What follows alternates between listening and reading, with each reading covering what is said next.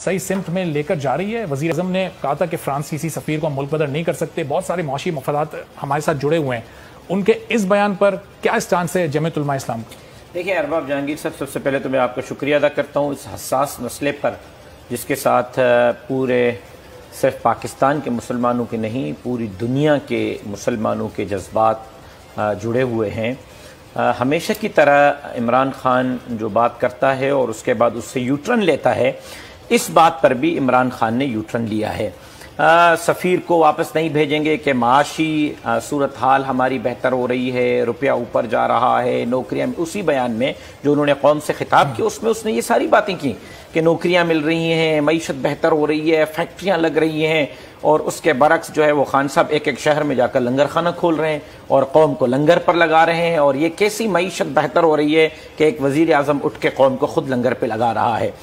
بات سیدھی ہے، بات واضح اور دو ٹوک ہے کہ ہندوستان کے ساتھ ہمارا مسئلہ کشمیر پر ہے اور ایک کشمیر پر ہم ہندوستان کے ساتھ بات کرنے کے لیے تیار نہیں تو پھر فرانس کے ساتھ ہمارا مسئلہ جناب رسول اللہ صلی اللہ علیہ وسلم کی عزت اور ناموس پر ہے. اگر ہم ہندوستان کے سفیر کو ہندوستان کے تعلقات پر باہر بھیج سکتے ہیں تو فرانس کے سفیر کو اپنے ایمان پر باہر کیوں نہیں بھیج سکتے؟ ایک طرف آپ کی معیشت ہے، ایک طرف آپ کا ایمان ہے، اور آپ معیشت کے لیے ایمان کا سودا کریں گے، معیشت کے لیے آپ ایمان چھوڑ دیں گے. پھر خان صاحب نے آ کے کہا کہ جی میں تو 52 ممالک کے سامنے یہ مقدمہ لڑوں گا، میں تو اقوام متحدہ میں لڑوں گا، اور ان کو یہ فرصت نہیں تھی کہ وہ اسمبلی میں آ کر یہ مقدمہ لڑ سکتے. اپنے کسی وزیر سے تمام اسلامی ممالک کو خط لکھ چکے، اور یہ اسٹریٹجی تو ان کی بہتر نہیں ہے کہ سب کے ساتھ مل کر مؤثر دباؤ ڈالا جائے؟ جب 50 ملک ایک بات کہیں گے یورپی یونین کو تو شاید اس کا اثر زیادہ ہوگا. پہلے اپنے اپوزیشن کے ساتھ بیٹھ کر تو مؤثر پیغام دے سکیں. قرارداد کا متن وہ اپنے حکومتی وزیر سے پیش نہیں کروا سکتے. قرارداد کی ڈرافٹنگ جو ہے وہ اپوزیشن سے مشورے کے بغیر. شاید میں نہیں سمجھ پا رہا. راشد صاحب آپ کو سمجھ آ رہی ہے رانا صاحب کی بات کہ یہ کیا کہنا چاہ رہے ہیں؟ رانا صاحب یہ کہنا چاہ رہے ہیں جو میں سمجھ سکا ہوں کہ جس شخص کو خاتم النبیین کا لفظ پڑھنا نہیں آتا، جس شخص کے دور میں کرتارپورہ کا بارڈر کھولا جاتا ہے، جس شخص کے دور میں نصاب تعلیم سے سیرت کے مضامین نکالے جاتے ہیں، جس شخص کے دور میں مساجد کو انکروچمنٹ کے نام پر منہدم کیا جاتا ہے، جس شخص کے دور میں مدارس اور مساجد کو سرکاری تحویل میں لینے کی باتیں کی جاتی ہیں، جس شخص کے دور میں وہ اس مدینے کی ریاست جو ہے وہ چائنا اور یورپ اور فلاں فلاں طرز پہ لانا چاہتا ہے، جس شخص کے دور میں جو ہے حالت یہ ہے کہ رسول اللہ صلی اللہ علیہ وسلم کے شان میں گستاخی ہوتی ہے، اس کے وزراء جا کر خود ایگریمنٹ کر کے اور پھر یوٹرن لے کے پھر دوبارہ یوٹرن لے کے پھر تیسری مرتبہ یوٹرن لیتے ہیں، اس بندے کو ہم کیا سمجھیں کہ وہ کیا چاہتا ہے؟ لیکن یہ ضرور ہے کہ اپوزیشن پارلیمنٹ میں بیٹھ کر مشاورت کے ساتھ، بالخصوص جے یو آئی اور نون لیگ آپس میں مشاورت کے ساتھ اس قرارداد پر مشاورت کرے گی. حکومت کی جو اب قرارداد ہے وہ حکومت کی ہے یا نہیں؟ پہلے تو یہ فرق حبیب صاحب بتائیں کہ وہ کس کی قرارداد ہے. پھر اس قرارداد کے اندر سفیر کو نکالنے کا موضوع ہی نہیں ہے کہ سفیر کو نکلنا چاہیے یا نہیں نکلنا چاہیے.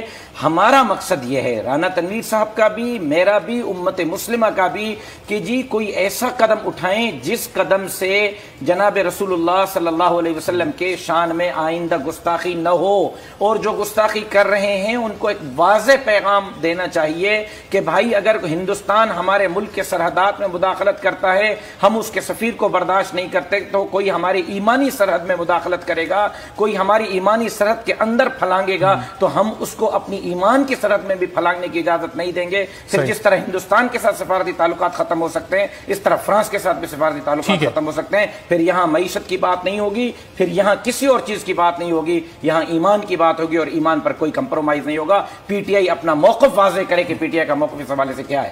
صحیح. تو وہ معیشت چاہتے ہیں یا ایمان چاہتے ہیں؟ وہ معیشت چاہتے ہیں یا جناب رسول اللہ صلی اللہ علیہ وسلم کے خاک شائع کرنے والے کے سامنے بھرپور احتجاج کرنا چاہتے ہیں؟ درصل سے 2 منٹ دوں گا. آپ کو جو میں رجسٹر کرانا چاہتا ہوں، ارشد صاحب نے بالکل بات ٹھیک کی، لیکن میں جو کہنا چاہتا ہوں وہ راشد صاحب وہ کہنا چاہتا ہوں کہ بات یہ ہے کہ یہ ہمارا، دیکھیں ہم اگر کہتے ہیں اس کو نکال دیں، گورنمنٹ نکال دے گی. ہمارا موقف جاننے کا اس لیے وہ جو بات کرتے ہیں کہ پریشر تو آپ ڈیولپ کر سکتے ہیں نا. ٹی ایل پی نے پریشر ڈالا تو قرارداد لانے پہ مجبور ہو گئی گورنمنٹ. پریشر تو اتنا ڈالا کہ شاید خاقان صاحب اسپیکر کو جوتا مارنے تک آ گئے. اس سے زیادہ کیا پریشر نون لیگ ڈیولپ کرے؟ کیا میں نے کہا یہ ارباب جہانگیر صاحب کہہ رہے ہیں کہ پریشر تو ڈالے نا. میں نے کہا پریشر تو اتنا ڈالا کہ شاہد خاقان عباسی صاحب نے کہا کہ یہ ناموس رسالت کا مسئلہ ہے، مجھے بولنے دیں، نہیں بولنے دیں گے تو میں آپ پر جوتا پھینکوں گا. یہ جذبات تو نون لیگ کی قیادت کے ہیں، اس سے زیادہ کیا پریشر ڈیولپ ہو سکتا ہے؟ اس پہ انہوں نے وضاحت بھی کر دی کہ نہیں ہونا چاہیے تھا. راشد صاحب لیڈ لے رہے ہیں گورنمنٹ نے، گورنمنٹ کی جو قرارداد ہے وہ بڑی مکمل قرارداد ہے، وہ کنفیوز ہے، اس میں نہ سفیر کا ذکر ہے. انہوں نے تو عجیب سی قرارداد لا کے انہوں نے بس ٹائم وہ کہتا جی ہم نے یہ ایگریمنٹ کیا تھا یہ پورا کر دیا. جو میری اطلاع ہے وہ کہتا ہے جی بس اتنا ہی کام تھا کہ کسی پرائیویٹ بندے سے ہم نے موو کرانی تھی، موو ہو گئی، بات ختم ہو گئی، اور اس کے جو کنٹینٹس ہیں وہ مجھے نہیں سمجھ آئے کہ وہ اس کے اس میں کیا